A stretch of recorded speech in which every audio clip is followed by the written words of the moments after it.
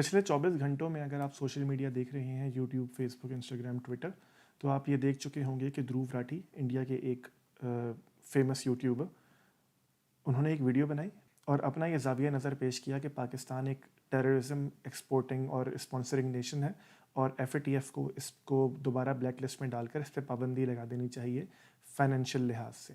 اور دھروو راٹھی کے مقدمے کے رد عمل میں پاکستان میں چند لوگوں نے ویڈیوز بنائی اور اس مقدمے کو اپنی طرف سے سمجھانے کی کوشش کی۔ یہ خدمت یہ فقیر بھی انجام دینے کی کوشش کرے گا، لیکن اس میں 3 باتیں ہیں جس کا میں خیال رکھوں گا اور ہمیشہ رکھنا چاہیے، میں نے ہمیشہ رکھنے کی کوشش کی ہے۔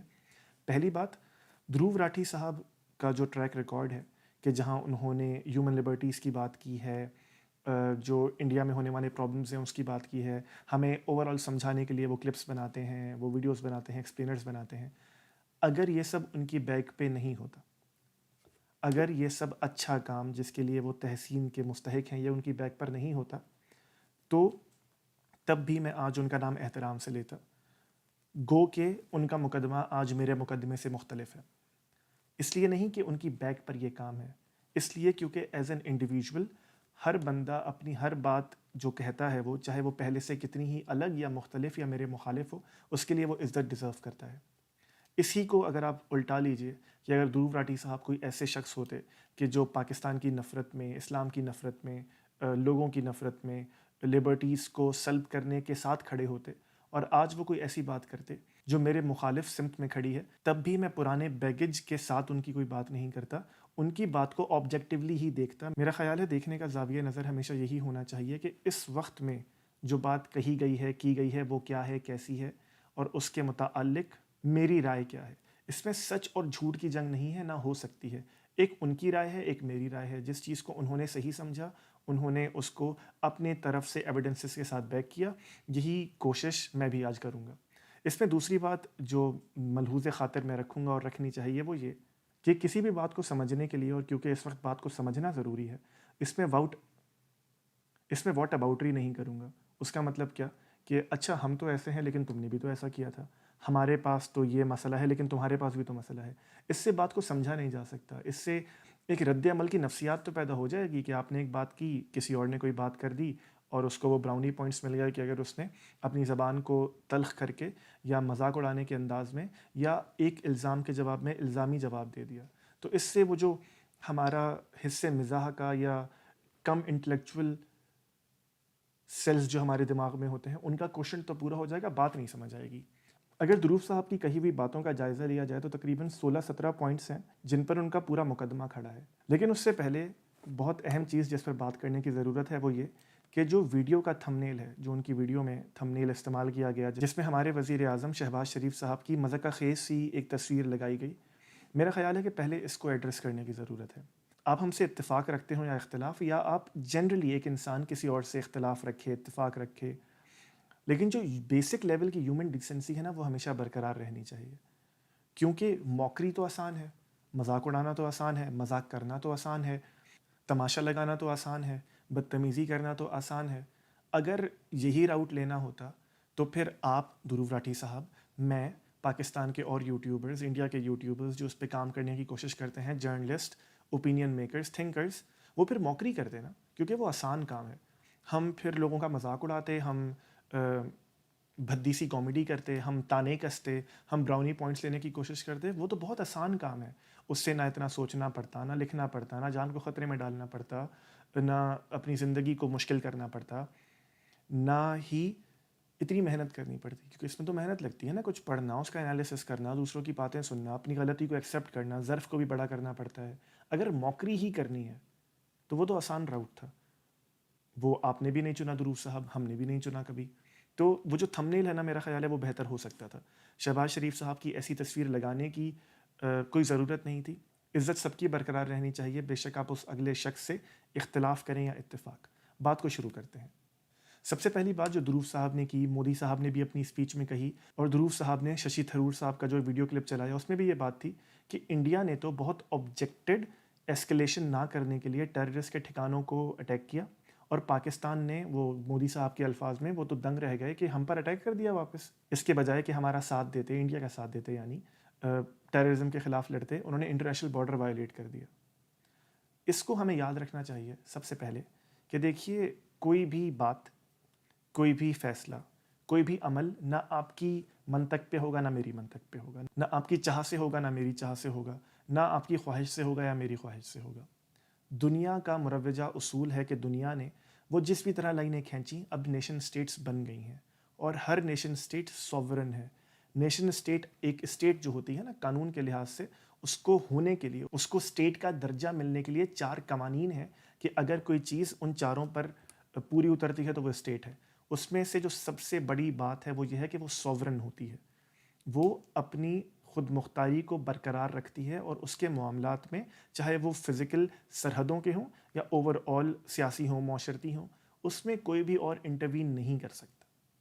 تو ہم اس کو دیکھتے ہیں کہ پہلگام میں ہوا کیا تھا، لیکن جب آپ نے بارڈر وائلیٹ کیا، آپ نے میزائلز مارے، چاہے یہاں پر دہشت گرد تھے یا نہیں ہم بات کرتے ہیں جیسے میں نے پہلے عرض کیا، لیکن اگر تھے بھی تو بین الاقوامی قانون کے لحاظ سے، منطق کے لحاظ سے، اخلاقیات کے لحاظ سے، ان UN ریزولوشنز کے لحاظ سے کہ جس کی بنیاد پہ انڈیا انڈیا ہے اور پاکستان پاکستان ہے، انڈیا کو یہ حق نہیں تھا کہ وہ انٹرنیشنل بارڈر وائلیٹ کرے، بالکل اس طرح کہ جس طرح US کو یہ حق نہیں تھا کہ وہ اسامہ بن لادن کو پکڑنے کے لیے ہمارا انٹرنیشنل بارڈر وائلیٹ کرے، بالکل اس طرح جس طرح پاکستان کو حق نہیں ہے کہ کبھی کبھی جب افغانستان یا ایران سے حملے ہوتے ہیں تو ہم ان کا انٹرنیشنل بارڈر وائلیٹ کر کے بارڈر کے پاس کارروائی کرتے ہیں۔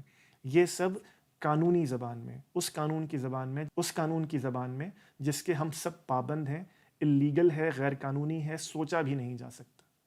تو آپ اس بنیاد پہ قصر تو بعد میں تعمیر کیجیے گا کہ وہاں پہ ٹیررسٹ تھے، ہم ٹیررسٹ آرگنائزیشنز کو پالتے ہیں، ہم ایک ٹیررسٹ کنٹری ہیں۔ آپ کے پاس یہ حق نہیں تھا کہ آپ انٹرنیشنل بارڈر وائلیٹ کرتے۔ دوسری بات دھروو راٹھی صاحب کرتے ہیں کہ جب سیز فائر ہوا تو دونوں اطراف سے DGMOs نے بات کی اور ڈیسائیڈ کیا کہ اب سیز فائر ہو جانا چاہیے، اور اب ہم فائرنگ نہیں کریں گے، چاہے وہ زمین پر ہو یا آسمان میں یا پانیوں میں یا ہواؤں میں یا فضاؤں میں۔ کم از کم اس سے اس نیریٹو کو تو خاتمے کی طرف جانے کا موقع ملا کہ جو ہم سوشل میڈیا پہ انڈینز کی جانب سے دیکھ رہے ہیں کہ پاکستان گیا بھیک مانگتے ہوئے انڈیا کے پاس یا US کے پاس کہ پلیز سیز فائر کرا دو، تو کم از کم انہوں نے اس بات کو مان لیا، تو یہ گواہی آپ کے پاس سے خود ہی آئی، تو کم از کم انہوں نے اس بات کو مان لیا۔ لیکن اسی کے ساتھ جو دوسری بات انہوں نے فرمائی کہ سیز فائر ہونے کے باوجود فوراً ہی پاکستان نے سیز فائر وائلیشنز کی۔ اگر آپ انٹرنیشنل میڈیا کو دیکھیے، اگر آپ جینوئن رپورٹنگ کو دیکھیے جو دونوں اطراف سے ہوئی ہے، تو وہ آپ کو بتائے گی کہ سیز فائر کے بعد دونوں جانب سے کچھ نہ کچھ ہوتا رہا، بیکاز جنگ ختم ہوتے ہوتے ہوتی ہے۔ لیکن آج انٹرنیشنل میڈیا بھی یہ مان رہا ہے، ہم خود بھی دیکھ رہے ہیں کہ سیز فائر کے بعد اچانک سے ڈی ایسکیلیشن ہو گئی اور اب اس طرح کی کوئی سچویشن نہیں ہے۔ ساتھ ہی سیز فائر کے متعلق جو بات انہوں نے دبے لفظوں میں فرمائی، اور جنرلی بھی انڈیا کی جانب سے ایک موقف آ رہا ہے کہ کرانا ہلز میں نیوکلیئر فیسلٹی کو انڈیا نے اٹیک کر دیا تھا، وہاں سے ریڈیشنز نکلنا شروع ہو گئی، تو پھر پاکستان یا انڈیا گئے کہ سیز فائر کرا دیجیے بیکاز معاملہ خراب ہو سکتا ہے۔ دیکھیے اس بات کو تو ہم سمجھ چکے کہ آپ کے پاس یہ حق نہیں تھا کہ آپ انٹرنیشنل بارڈر وائلیٹ کرتے۔ دوسری بات، اگر تو ایسا کوئی حملہ ہوا ہے جو کہ آپ کے ایئر فورس کے شخص پریس کانفرنس میں کہہ چکے کہ ایسا کچھ نہیں ہوا، لیکن اگر تو ایسا ہوا ہے تو نیوکلیئر ریڈیشنز میپ دیکھ کر تو آگے نہیں جاتی یا رک جاتی، یعنی اگر پاکستان میں نیوکلیئر ریڈیشنز نکل رہی ہیں تو ایسا تو نہیں ہوگا کہ وہ جیسے ہی پاکستانی فضائی حدود کو پہنچیں گی تو انڈیا میں داخل نہیں ہوں گی، ایران میں داخل نہیں ہوں گی، افغانستان میں داخل نہیں ہوں گی، چائنا میں داخل نہیں ہوں گی، اس شہر کے علاوہ کسی اور شہر میں داخل نہیں ہوں گی۔ اس طرح تو ہوتا نہیں ہے۔ اگر تو اس طرح کی کوئی بات ہوتی تو انڈیپینڈنٹ رپورٹس ہمارے سامنے آ رہی ہوتی یا کیسز سامنے آ رہے ہوتے۔ نیوکلیئر ریڈیشنز مذاق تو ہے نہیں، ایک بھی رپورٹ سامنے نہیں آئی، اور اگر آپ اس پہ کچھ بھی کہتے رہیں، سامنے سے بات آ گئی، IF خود کہہ چکی کہ ایسا کوئی حملہ نہیں ہوا تھا، تو بات کو یہاں ختم کر ہی دینا چاہیے۔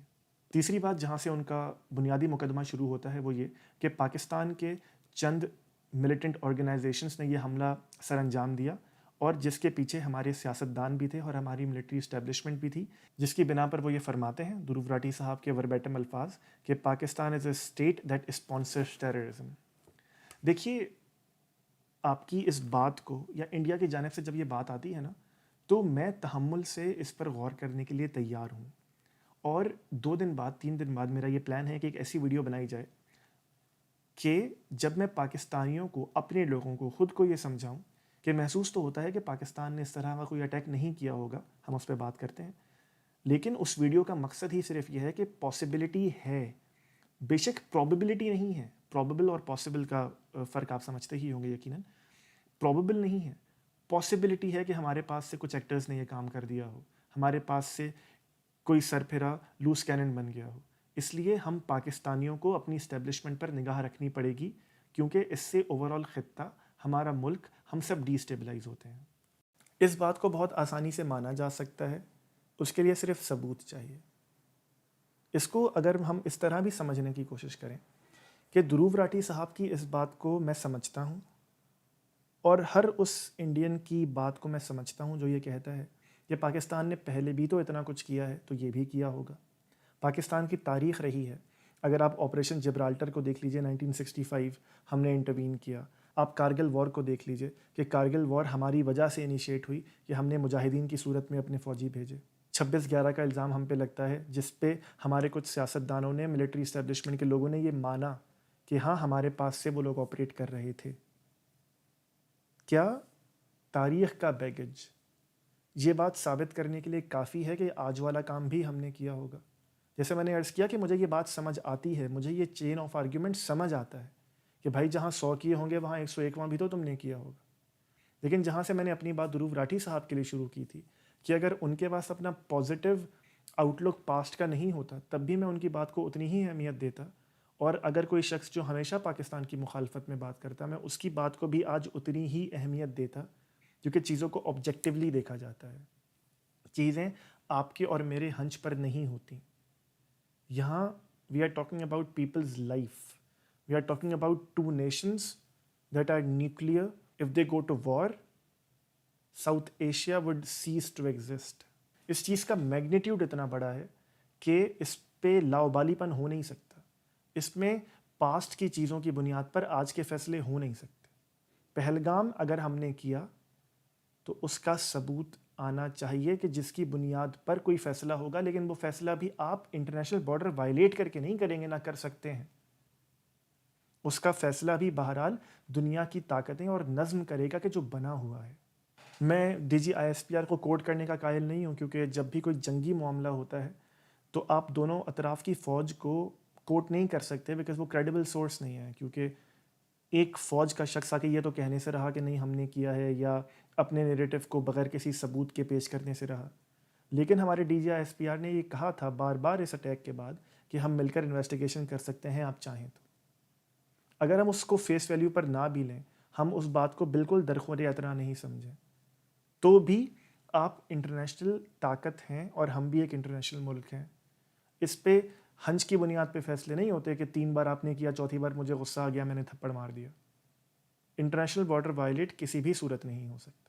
اور اسی میں دھروو راٹھی صاحب فرماتے ہیں کہ کیونکہ پاکستان ایک ٹیررسٹ اسپانسر اسٹیٹ ہے, اس لیے انڈیا کو یہ حق تھا یہ حملہ کرنے کا, یا پاکستان کیونکہ ٹیررسٹ کو اسپانسر کرتا ہے, ان کو برین واش کرتا ہے, ان کی ایک نرسری کسی کیفیت اختیار کر گیا ہے, اس لیے Pakistan is a terrorist state. اب دیکھیے اس حمام میں ہم سارے ہی ننگے ہیں. انسان کو حقیقت کی بات کرنی چاہیے کہ کیا پاکستان کا یہ بیگیج ہے؟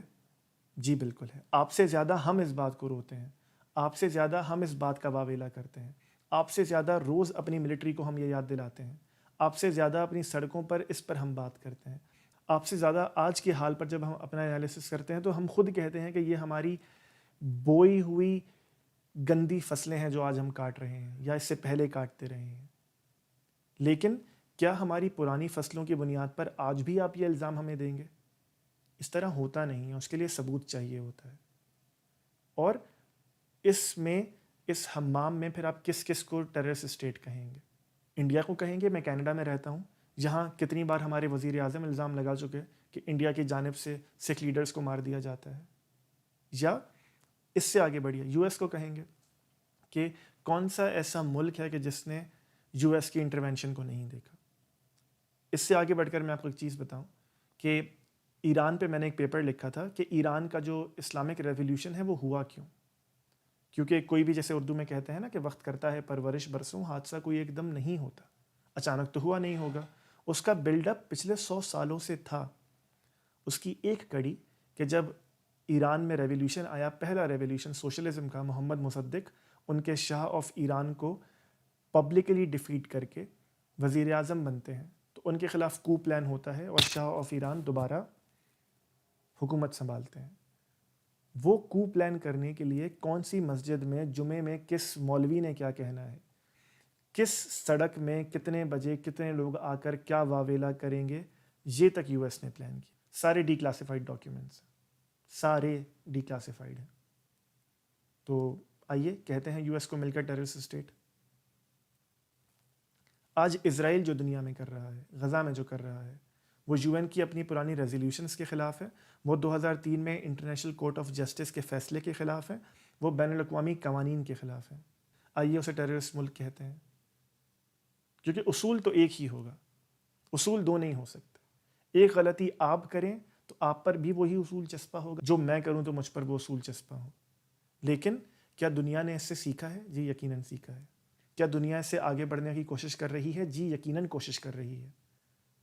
تو جس طرح میں نے شروع میں عرض کیا کہ پرانے بیگیج کی بنیاد پر اب آج ہمیں کچھ نہیں کہہ سکتے.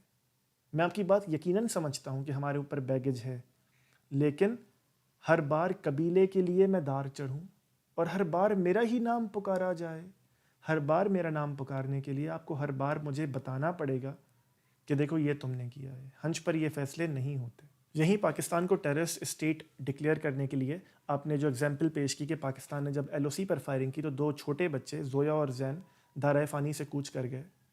میں آپ کو سچ کہتا ہوں کہ وہ 2 بچوں کی جان میرے لیے اتنی ہی اہم ہے جتنی میرے لیے اپنے 5 سال کے بیٹے کی ہے. لیکن حقیقت معاملہ یہ ہے کہ ایل او سی پر شیلنگ ہوتی ہے جو کنٹرولڈ نہیں ہوتی. حقیقت معاملہ یہ ہے کہ وہاں پر جب آپ گولی چلاتے ہیں آپ یا میں تو سویلینز کو لگتی ہے, وہ کولیٹرل ڈیمیج ہوتا ہے. اور اس میں حقیقت معاملہ یہ بھی ہے کہ ان دونوں ریاستوں نے کشمیر کو ہمیشہ کولیٹرل ہی سمجھا ہے. ان دونوں ریاستوں نے ہمیشہ اپنی پراکسی جنگ کشمیر میں لڑی ہے. ان دونوں ریاستوں نے کشمیر کو ایک کھلونا سمجھا ہے, وہاں کے لوگوں کو کھلونا سمجھا ہے, وہاں کی اٹانومی کو کھلونا سمجھا ہے, وہاں کے آئیڈیا کو کھلونا سمجھا ہے, وہاں کی آئیڈینٹی کو کھلونا سمجھا ہے. حقیقت تو یہ ہے. اور جہاں پہ آپ ٹیررزم کی بات کرتے ہیں وہاں میں آپ کو سچ بتاؤں, اور جیسے میں نے پہلے عرض کیا کہ میں سچ بولنے کا عادی ہوں, میں وہ آرگیومنٹ پیش کروں گا جو مجھے صحیح لگے گا, چاہے وہ میرے اپنے خلاف ہو. تو جب بھی ٹیررزم کی بات ہوتی ہے, پاکستان سے آگے بڑھ کر اسلامک ٹیررزم کی بات ہوتی ہے, تو میں نے ہمیشہ آگے بڑھ کر ہمیشہ اسلامک ریلیجس تھاٹ کو غلط کہا ہے. جب ہم احمدیوں کو مارتے ہیں پاکستان میں, جب ہم بلاسفیمی کے کیسز کی وجہ سے لوگوں کو لنچ کرتے ہیں, مار دیتے ہیں, میں نے ہمیشہ آگے بڑھ کر یہ نہیں کہا کہ احمدیوں کو نہیں مارو. میں نے ہمیشہ آگے بڑھ کر یہ نہیں کہا کہ لنچنگ نہیں کرو. میں نے کہا کہ آؤ بیٹھتے ہیں, جس آئیڈیا کی وجہ سے آپ یہ کر رہے ہو اس کو ڈی کنسٹرکٹ کرتے ہیں. اور میں ہمیشہ کھلے الفاظ میں اس کو کہنے کا عادی ہوں کہ اسلامک ریلیجس تھاٹ میں مسئلہ ہے. تو جب ہم اپنے مذہب کے ریلیجس تھاٹ کے ٹیررزم کو کال آؤٹ کرنے سے نہیں چوکتے تو ہم پاکستان کو کال آؤٹ کیوں نہیں کریں گے اگر ہمیں ان کی غلطی محسوس ہوگی تو؟ کوئی وجہ نہیں ہے ہمارے پاس, کوئی انسینٹیو نہیں ہے ہمارے پاس. اور میں آپ سے سچ عرض کرتا ہوں, آج اگر یہ ثابت ہو جائے, آج یہ ثبوت آ جائے کہ پاکستان کا اس میں ہاتھ تھا, تو کھلے دل سے مانیں گے, آپ کے ساتھ کھڑے ہو کر مانیں گے, اپنا مورچہ چھوڑ کر آپ کے مورچے پر آئیں گے. اور اسی سے میں آپ کے اگلے نقطے کی طرف جاؤں کہ آپ نے کہا کہ خواجہ آصف نے اسکائی نیوز نیٹ ورک پہ یہ مانا کہ ہاں ہمارا تاریخ میں یہ کردار رہا ہے. ہاں بالکل رہا ہے, ان کا کانٹیکسٹ کچھ اور تھا بات کرنے, لیکن اس کانٹیکسٹ کو چھوڑ بھی دیں تو جی ہمارا کردار رہا ہے, یقیناً رہا ہے. ہم اس پہ شرمندہ بھی ہیں, ہم اس کو مانتے بھی ہیں, ہم اس کی ذلت آج تک اٹھا رہے ہیں, اندر بھی باہر بھی. لیکن یہ کیسی ٹیررسٹ قوم ہے, یہ کیسا ٹیررسٹ ملک ہے جو پرانی غلطیاں تو مانتا ہے لیکن نئی سے انکار کر دیتا ہے. یہ آپ نے بھی نقطہ اٹھایا کہ عمران خان صاحب بھی اور خواجہ آصف بھی پرانی باتوں کو مانتے ہیں, آج کی نہیں مانتے. یہ اس طرح ڈپلومیسی کیسے ہوتی ہے؟ اس طرح کوئی ملک چلتا کیسے ہے کہ دنیا کے سامنے اپنی پرانی باتیں مان لے کہ ہاں ہم نے غلط کیا, لیکن نئی نہ مانے؟ تو یہ تو دنیا کو دعوت دینے کے مترادف ہے کہ ہاں ہم نے پرانا کیا, اب نئے کا الزام بھی ہم پہ لگا دو. اس میں 2 ہی باتیں ہیں, یا تو ہم بے وقوف ہیں یا تو ہم دلیر ہیں. ہم اتنے دلیر ہیں کہ ہم نے دنیا کو بے وقوف بنایا ہوا ہے, جیسے آپ نے کہا بھی آگے آئی ایم ایف کو ہم نے اور فیٹف کو ہم نے بے وقوف بنایا ہے. جب اس نقطے کی بات آئے گی تو بات کریں گے. تو یا تو ہم اتنے دلیر ہیں یا ہم خود اتنے بے وقوف ہیں. ہم اس میں سے کیا ہیں, اس کا نتیجہ میں سننے والوں پہ چھوڑ دیتا ہوں. آگے دروف راٹھی فرماتے ہیں کہ انڈیا نے 9 جگہوں پہ اٹیک کیا کہ جو پاکستان میں ٹیررسٹ مدرسے تھے یا ٹیررزم کی نرسریز تھیں. پہلی بات, ثبوت کہاں ہے؟ آپ نے کوٹ کیا انڈین نیوز چینلز کو، آپ نے کوٹ کیا انڈین پیپرز کو. جنگ میں یہ کب ہوتا ہے کہ میں اپنا ہی مقدمہ پیش کر کے، اپنا ہی وکیل کر کے، اپنا ہی جج کر کے آپ کو پھانسی دے دوں؟ اس طرح بھی کوئی نیریٹو بنتے ہیں، اس طرح بھی کوئی سنجیدہ بات کی جاتی ہے.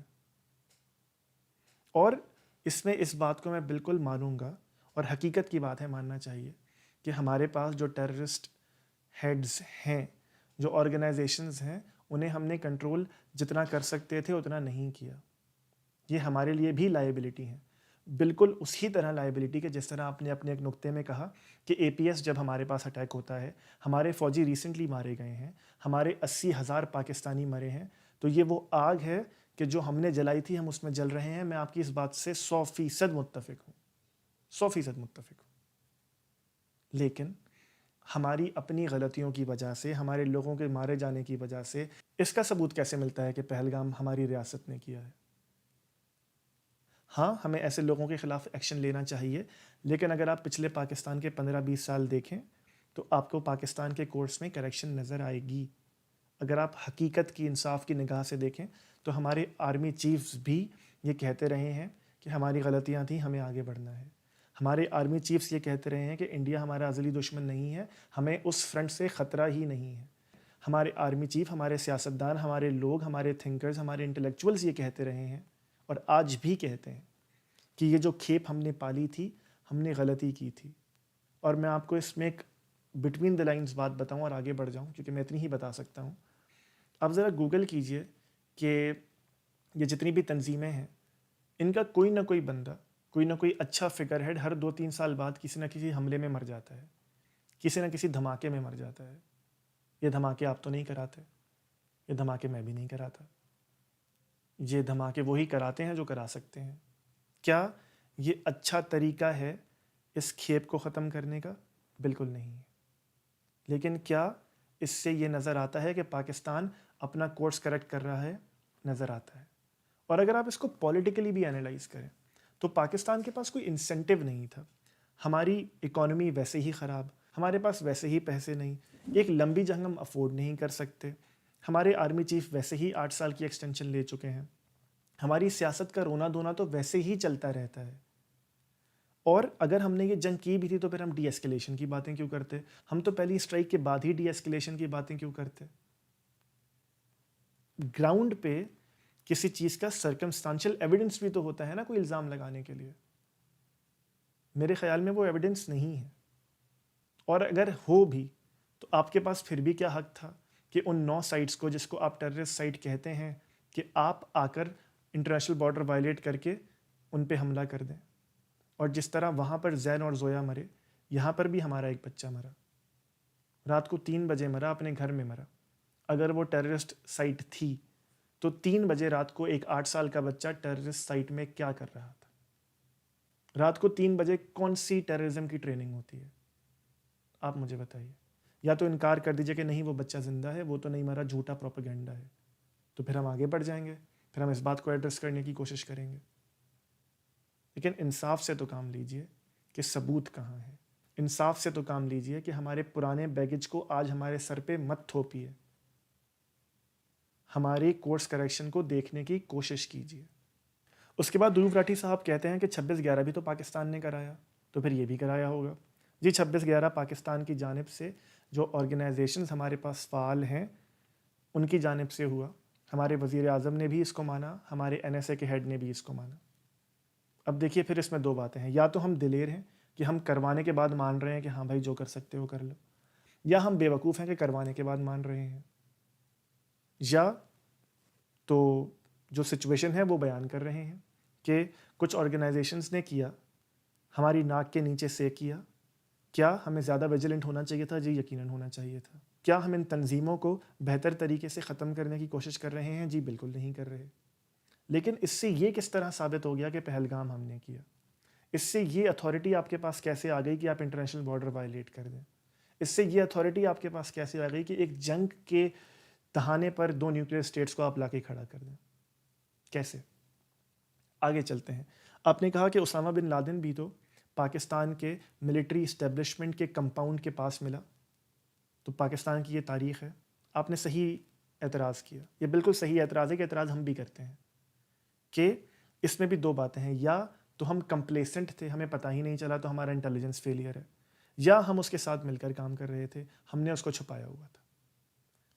اگر تو ہم نے چھپایا ہوا تھا تو اس کو بھی قطعی طور پہ تبھی کہا جا سکتا ہے کہ جب ثبوت ہمارے پاس موجود ہو, جبکہ اس کے برخلاف ہمیں دوسرے ثبوت ملتے ہیں. ابھی ریسنٹلی یو ایس کے کچھ پیپرز ڈی کلاسیفائی ہوئے ہیں کہ جو بتاتے ہیں کہ پاکستان کے ISI کو نہیں پتہ تھا اسامہ بن لادن چھپ کر آپریٹ کر رہا تھا. انٹیلیجنس فیلئر ہے جی, انٹیلیجنس فیلئر ہے, اس سے کھل کر تو نہیں کہا جا سکتا. لیکن کیا انٹیلیجنس فیلئر دنیا میں ہوتے ہیں؟ جی یقیناً ہوتے ہیں. 9/11 پینٹاگون کے برابر میں وہ ٹریننگ لے رہے تھے نا جہاں حملہ ہوا, وہ بھی انٹیلیجنس فیلئر ہے, یا تو پھر اس کو بھی انسائڈ جاب بولیے. اکتوبر 7 حماس کا اٹیک, ایران کی اتنی بڑی ایجنسیز کیسے چوک گئیں جو کہ ان کے گھر کے اندر پلان ہو رہا تھا, 4 دیواری میں, جو دنیا کی سب سے بڑی کھلی جیل ہے. کیسے انٹرنیشنل فیلئر ہوگا انٹیلیجنس کا؟ اس کو بھی پھر انسائڈ جاب بولیے. کیونکہ اصول تو ایک ہی ہوگا, وہ آپ پر بھی اپلائی ہوگا اور اپنے اوپر میں خود وہ اصول اپلائی کروں گا. کیونکہ انصاف سے قومیں جیتی ہیں, انصاف سے لوگ جیتے ہیں, ناانصافی سے تو آج تک دنیا میں کوئی نیریٹو قائم ہی نہیں رہ سکا, اور اگر رہ بھی سکا ہے تو میں لعنت بھیجتا ہوں اس پہ. اس کے بعد دھروو راٹھی صاحب نے ایک فوٹو دکھائی کہ مسعود اظہر صاحب کے بھائی ایک دھماکے میں مرنے والے, یا معاف کیجیے گا اس اٹیک میں مرنے والے ایک صاحب کی نماز جنازہ پڑھ رہے ہیں, جس میں ہمارے آرمی کے لوگ شامل ہیں ڈریسز پہن کر. اس میں کچھ ہوم ورک ہے دیکھنے والوں کے لیے. جن شخص کی وہ تصویر ہے وہ ویڈیو پر خود آ چکے کہ بھائی میں تو کوئی اور ہوں, میں تو ٹیچر ہوں. وہ پرانا کوئی جنازہ تھا کہ جو آج آپ میرے سر اس طرح ڈال رہے ہیں. اور اگر تو وہ تصویر صحیح ہے, گو کہ نہیں ہے, اس کے ثبوت آ چکے, اگر تو وہ صحیح ہے تو پھر ہم یا تو بہت دلیر ہیں یا بہت بیوقوف ہیں. اتنے دلیر کہ دنیا کو ہم بول رہے ہیں کہ ڈی ایسکیلیشن نہیں کرنی, دنیا کو ہم بول رہے ہیں کہ ہمیں یہ جنگ نہیں کرنی, ہم اس کو بہتر کرنے کی کوشش کر رہے ہیں, ہم اپنی لائبلٹیز کو کم کرنے کی کوشش کر رہے ہیں, ہم آگے بڑھنے کی کوشش کر رہے ہیں. لیکن اس کے باوجود ایک شخص جو مر گیا اس میں اس کے جنازے میں شامل ہو رہے ہیں, اس کی فوٹو پبلک کر رہے ہیں, پبلک میں وہ جنازہ کروا رہے ہیں اور یونیفارم پہن کر اس میں جا رہے ہیں. تو پھر تو ہم بہت دلیر ہیں, پھر تو آپ کو ہم سے ڈرنا چاہیے. یا پھر ہم بہت بے وقوف ہیں, آپ کو پھر بھی ہم سے ڈرنا چاہیے. کیونکہ بے وقوف سے تو بہت ڈرنا چاہیے, کیونکہ بے وقوف تو کبھی کچھ بھی کر دیتا ہے. تو آپ مجھے بتائیے اس پوری سچویشن میں جب کہ وہ شخص سامنے آ چکا, ہم بے وقوف ہیں یا دلیر؟ فیصلہ سننے والے انصاف کے ساتھ کر لیں. اس کے بعد دھروو راٹھی صاحب کہتے ہیں کہ فیٹف نے پاکستان کو 3 بار پہلے گرے لسٹ میں ڈالا اور IMF پیسے دیتا رہتا ہے, تو پاکستان انہیں بے وقوف بنا کر دوبارہ وائٹ لسٹ میں آ گیا اور پیسے لے رہا ہے. اس کا میں جواب آپ کو یہ رپورٹ پڑھ کر دے سکتا ہوں کہ جب ہم وائٹ لسٹ میں دوبارہ ریسنٹلی 3 سال پہلے آئے تو فیٹف کی کیا فائنڈنگز تھیں. گراؤنڈ ریئلٹی میں نے آپ کو تھوڑی دیر پہلے بتائی. میں آپ کو فیٹف کی اوور آل ریسرچ اور انالیسس کی کاسٹ بتا سکتا ہوں کہ جو ان کی آرگنائزیشنز کرتی ہیں, اور ہمارا انالیسس تو وہ زیادہ کرتی ہیں بیکاز ہم گرے لسٹ میں تھے. یہ میں آپ کو سب جواب دے سکتا ہوں. لیکن انگریزی کا ایک مقولہ ہے, I would not dignify this with a response. یہ اتنا بھدا آرگیومنٹ ہے کہ ہم نے IMF کو اور فیٹف کو بے وقوف بنایا ہوا ہے کہ I won't even dignify this with a response. I would not. I'm so sorry but I would not. کیونکہ یہاں ڈسکورس کی بات ہو رہی ہے, یہاں چیزوں کو سمجھنے کی بات ہو رہی ہے. اس طرح کی بات پر جواب دینا بھی, ایسے نقطے پر جواب دینا بھی میں وقت کا ضیاع سمجھتا ہوں. اس کے بعد دھروو راٹھی صاحب فرماتے ہیں کہ لشکر جھنگوی, یہ لشکر طیبہ, یہ تمام لوگ ڈرگز سپلائی کرتے ہیں انڈین بارڈر سے انڈین عوام کو نشے کا عادی کرنے کے لیے اور انڈیا کو اس طرح کھوکھلا کرنے کی کوشش کر رہے ہیں. دیکھیے انصاف پر قائم رہنے کی بات ہے, مجھے نہیں پتا کہ اس طرح کی سچویشن ہے یا نہیں, مجھے سچ میں نہیں پتا. لیکن آپ نے بھی جو ثبوت دکھائے وہ آئی وٹنس اکاؤنٹس تھے, وہ دا پرنٹ کی خبر تھی, وہ ٹائمز آف انڈیا کی خبر تھی. اس پر اس نیریٹو میں بھروسہ بھی نہیں کیا جا سکتا. تو کیا ایسا ہو رہا ہے؟ نہ میں ہاں کہہ سکتا ہوں, نہ میں نہ کہہ سکتا ہوں. لیکن اگر تو ایسا ہو رہا ہے تو آپ کی انٹیلیجنس کا فیلئر ہے کہ آپ کو پتہ چل گیا لیکن انٹیلیجنس کو پتہ نہیں چلا. آپ کی انٹیلیجنس کا فیلئر ہے کہ نیوز پیپرز والوں کو پتہ چل گیا بٹ اس پہ ایکشن نہیں ہوا. اور آپ کا ملٹری فیلئر ہے کہ پہلگام میں 25-30 لوگ اگر مر گئے, اور ہر انسانی جان اہم ہے, انہیں نہیں مرنا چاہیے تھا, کاش کہ وہ زندہ رہتے, یہ معاملہ ہوتا ہی نہ. لیکن اگر وہ مر گئے تو اس طرح تو یہ آرگنائزیشنز آپ کے جوانوں کو نشے پر لگا کر آپ کی پوری نسل تباہ کر رہی ہیں. تو یہاں تو آپ کو زیادہ ہم پر حملہ کرنا چاہیے تھا. کیوں نہیں ہوا؟ کیوں نہیں کیا؟ اور جیسے میں نے عرض کیا، نہ میں اس کی نفی کر سکتا ہوں، نہ میں اس کا اس بات کر سکتا ہوں. آگے آپ فرماتے ہیں کہ 2024 کا گلوبل پیس انڈیکس میں پاکستان کا 140واں نمبر ہے، یہ بتاتے ہوئے کہ پاکستان سیف نہیں ہے. میں آپ کی بات سے ایگری کرتا ہوں. پاکستان سیف نہیں ہے. پاکستان کی اپنی فالٹ لائنز ہیں، پاکستان کے اپنے مسائل ہیں، پاکستان میں سیکیورٹی کا ایشو ہے، ہر بڑی جگہ پر نہیں لیکن ہے. پاکستان اپنی بنیادی غلطیاں کی ہوئی بھگت رہا ہے. کس پاکستانی نے کبھی اس سے ڈس ایگری کیا؟ لیکن ہمیں وہاں یہ بھی یاد رکھنا چاہیے کہ اسی انڈیکس میں انڈیا کا نمبر 116واں ہے. تو اگر اس انڈیکس میں ایک خراب نمبر ہونا ایک اسٹیٹ کو ٹیررسٹ اسٹیٹ بناتا ہے، تو 140واں ٹیررسٹ اسٹیٹ ہاں اور 116واں ٹیررسٹ اسٹیٹ نہیں. کیوں؟ آگے آپ فرماتے ہیں کہ پاکستان میں بہت غربت ہے. جی ہے. آگے آپ نے بتایا کہ پاکستان میں 2 ایونٹس میں، خیبر پختونخوا میں اور لاہور میں، کچھ لوگ مفت کھانا لیتے ہوئے بھگدڑ میں مر گئے. جی بالکل مر گئے. اور میں یہاں پہ آپ کو انڈیا کی غربت کے سٹیٹس نہیں دکھاؤں گا، کیونکہ یہ غربت میں جیتنے کا مقابلہ ہے نہیں. اس میں تو شرمندہ ہونے والی بات ہے اور میں شرمندہ ہوں. اس میں تو دکھ اپنے دل میں لینے والی بات ہے اور میں یہ دکھ کرتا ہوں اپنی قوم کے لیے، میرے لوگوں کے لیے.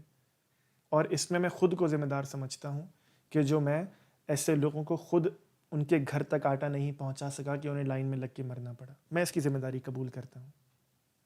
لیکن کیا اس سے میرا ملک دہشت گرد ہو جاتا ہے؟ لیکن کیا اس سے میری ملک کی فوج، جس پہ ہم خود روز تعان کرتے ہیں، وہ ٹیررسٹ سمپتھائزر ہو جاتی ہے؟ وہ ٹیررسٹ اسپانسر ہو جاتی ہے؟ یہ 2 الگ باتیں ہیں، اور ان الگ باتوں کو الگ ہی ٹریٹ کرنا چاہیے، ورنہ ہم انصاف کے ساتھ تجزیہ نہیں کر سکیں گے.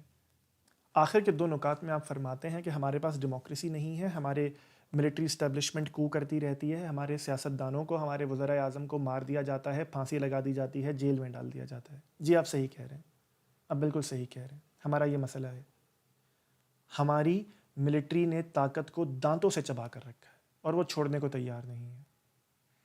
اس دانتوں کو چبانے سے اس طاقت کا جو گوشت زمین پر گرتا ہے، ملٹری وہ بھی کسی کو دینے کو تیار نہیں ہے. آپ صحیح کہہ رہے ہیں. اس پر آپ سے زیادہ میں نوحہ کو نہ ہوں، اس پر آپ سے زیادہ پاکستانی ماتم کرتے ہیں، اس پر آپ سے زیادہ ہم اپنی قسمت کو روتے ہیں، اس پر آپ سے زیادہ ہم اپنی اسٹیبلشمنٹ کے خلاف آواز اٹھاتے ہیں، اس پر آپ سے زیادہ ہم سڑکوں پر نکلتے ہیں، جتنے بھی نکلتے ہیں. اس پر آپ سے زیادہ ہم اپنی ڈیموکریسی کو لوز کرتے جا رہے ہیں. یہ بالکل صحیح باتیں ہیں. لیکن اس سے یہ کیسے ثابت ہوتا ہے کہ پہلگام ہم نے کیا؟ اس سے یہ کیسے ثابت ہوتا ہے کہ پاکستان ایک ٹیررسٹ ملک ہے؟ اس سے یہ کیسے ثابت ہوتا ہے کہ ہم نے اس کو اسپانسر کیا تھا؟ کیسے؟ آخر میں اور سب سے اہم نقطہ، آپ نے اپنے سبسکرائبرز کو، اپنے دیکھنے والوں کو یہ اپیل کی ہے، ان سے ریکویسٹ کی ہے، انہیں کہا کہ آپ کی ویڈیو فیٹف کو ٹیگ کریں اور IMF کو بھیجیں اور انہیں بتائیں کہ پاکستان پر پابندی لگا دیں اور پاکستان کو پیسے نہ دیں. جی بالکل ایسا کیجیے، بالکل کیجیے. لیکن یہ کرنے سے پہلے میں ایک کہانی آپ کو سناتا ہوں. وہ کہانی یہ کہ جب امریکہ نے عراق پر حملہ کیا، ان پر پابندیاں لگائیں، ان پہ سینکشنز لگائیں، ان کو اپنی طرف سے لبریٹ کرنے کے لیے ان کے گھر تباہ کیے، ان کے روڈ تباہ کیے، ان کی ہاسپٹلز تباہ کیے، ان کے اسکول تباہ کیے، سب کچھ تباہ کر دیا. لیکن جتنے اچھے سیریس اسکالرز ہیں، ان کا اس بات پہ اجماع ہے کہ امریکہ نے جو سب سے زیادہ تباہ کیا نا، وہ ان کا سوشل فیبرک تھا، عراق کا. کس طرح کہ جب آپ ایک قوم پہ اتنا ظلم کرتے ہیں تو وہ 3 بنیادی چیزوں میں مبتلا ہو جاتی ہے. ایک، غلامی کی نفسیات، یعنی وہ امنگوں کو چھوڑ دیتی ہے، وہ آگے بڑھنے میں، زندگی کو جینے میں، زندگی کو بہتر کرنے میں، اس دنیا کو بہتر بنانے میں انٹرسٹڈ ہی نہیں رہتی. دوسرا کہ جب آپ کسی کو ایک روٹی کے ٹکڑے کے لیے تڑپاتے ہیں، جو عراق کے لوگ تڑپے، تو بھوک تو بھیا کفر تک لے جاتی ہے. بھوک تو انسان کو جانور بنا دیتی ہے. بھوک تو یہ احساس ختم کر دیتی ہے کہ اگر میرے پاس 2 روٹی ہے تو میں 1 کھاؤں اور 1 اپنے ساتھ رہنے والے کو دے دوں، کیونکہ مجھے ملے یا نہیں مجھے کیا پتا کل، اور میں تو آپ کی بھی چھینوں گا کیونکہ مجھے نہیں پتا کہ کل مجھے ملے گی یا نہیں. اور بھوک تو پھر یہ کرتی ہے کہ انسان کو انسان کے منصب سے گرا دیتی ہے، جو عراق میں ہوا. تیسرا یہ کہ انسان صرف اپنے بارے میں سوچتا ہے، جو اوور آل سوسائٹی کا نارم ہوتا ہے، جو اوور آل سوسائٹی میں ٹرسٹ اور ہیلپ کا آئیڈیا ہوتا ہے، وہ ختم ہو جاتا ہے، جو عراق میں ہوا۔ تو عراق شاید اپنی بلڈنگس تو دوبارہ بنا لے، اپنے روڈس تو دوبارہ بنا لے، اپنے مرے ہوئے بچوں کو تو شاید دوبارہ پیدا کر لے ان کی تعداد کو پورا کرنے کے لیے، اپنے ہاسپٹلز بنا لے، امداد لے کے اپنے اسکولز بنا لے، لیکن وہ اپنا سوشل فیبرک دوبارہ نہیں بنا سکتے۔ تو آپ لگوا دیجئے ہم پہ پابندی، طاقت ہے نا آپ کے پاس، ڈپلومیسی کی طاقت بھی ہے، پیسوں کی طاقت بھی ہے، زوم بھی ہے، لگوا سکتے ہیں تو لگوا دیجئے۔ میں چیلنج کی حیثیت سے نہیں کہہ رہا، میں آپ کو دعوت دے رہا ہوں، آپ لگوا دیجئے۔ پھر جب ہمارا سوشل فیبرک تباہ ہوگا تو ہوگا یہ کہ پہلے شاید ہم جو ہمارے پاس مال ہے 3-4 مہینے وہ استعمال کر لیں، اس کے بعد ہم اپنے ایسٹس کو بیچ کر وہ استعمال کر لیں گے، اس کے بعد ہم ایک دوسرے کو کاٹنے کو دوڑیں گے، اس کے بعد جس کے پاس طاقت ہے وہ غریب کو کاٹے گا اور غریب کا سب چھین لے گا تاکہ وہ اپنا ہفتہ گزار سکے، اپنا مہینہ گزار سکے، اور جب غریب یہ ریئلائز کرے گا تو وہ جتھا بنا کر امیروں کا کچھ چھین لے گا، اور جب یہ آپس میں گتھم گتھا ہو جائیں گے اور انسانی شرف سے نکل جائیں گے تو پتہ ہے یہ کس کو آ کے پکڑیں گے؟ یہ آپ کو آ کے پکڑیں گے۔ پھر پتہ ہے یہ کس کے خلاف ریڈیکلائز ہوں گے؟ یہ آپ کے خلاف ریڈیکلائز ہوں گے، کیونکہ آپ ہمارے برابر میں ہیں، ہمارے پاس تو اب نوچنے کے لیے کچھ بچا نہیں، آپ کو نوچیں گے ہم، ہمارے پاس تو یہ اس نہج تک آنے کا الزام دینے کے لیے آپ ہی ہیں، اور آپ نے کیا ہوگا تو آپ کو آپ کے خلاف دشمنی بھی کریں گے، آپ سے لڑیں گے بھی، سب کچھ کریں گے۔ تو اگر تو مقصد یہ ہے کہ یہ جنگ ختم ہو، اگر تو مقصد یہ ہے کہ پاکستان ایک نارمل اسٹیٹ کی طرح بیہیو کرے، اگر تو مقصد یہ ہے کہ ہیومن ٹو ہیومن کنیکشن ہو، اگر تو مقصد یہ ہے کہ یہ ریشہ دمانیت دونوں اطراف سے نہ ہو، اگر تو مقصد یہ ہے کہ ہر جان کا تحفظ ہو، اگر تو مقصد یہ ہے کہ انسانی زندگی کی توقیر ہو، اگر تو مقصد یہ ہے کہ ہنسی گونجیں اور آنسو نہ بہیں، اگر تو مقصد یہ ہے کہ آپ اور ہم دنیا میں بے شک الگ لیکن خوش رہ سکیں، تو مقصد اس طرح حاصل نہیں ہوگا، آپ کے گلے پڑ جائے گا۔ کبھی کسی سے روٹی چھین کر بھی آپ اسے منطق سمجھا سکے ہیں، کبھی کسی کو دنیا سے آئسولیٹ کر کر بھی آپ اسے ترقی دلوا سکے ہیں، کبھی اپنے دشمن کو برباد کر کے بھی آپ نے جنگ ختم کی ہے۔ ایسا دنیا کی تاریخ میں کبھی نہیں ہوا۔ آپ کر سکتے ہیں تو کر کے دیکھیے، تاکہ دنیا پھر آپ کے بارے میں لکھے کہ ہاں ایک قوم تھی، ہاں چند لوگ تھے جنہوں نے دنیا میں ایک نیا کام کر کے دکھایا، کہ دوسری قوم کا سوشل فیبرک بھی تباہ کیا، انہیں غربت کے دہانے پر بھی لا کھڑا کیا، اور خود اس کے اثرات سے محفوظ رہی۔ کر سکتے ہیں، کر کے دکھائیے۔ میں بھی آپ کا منتظر ہوں، اور تاریخ بھی آپ کی منتظر ہے، تاکہ آپ کا یہ کارنامہ تاریخ سنہری الفاظ میں لکھے۔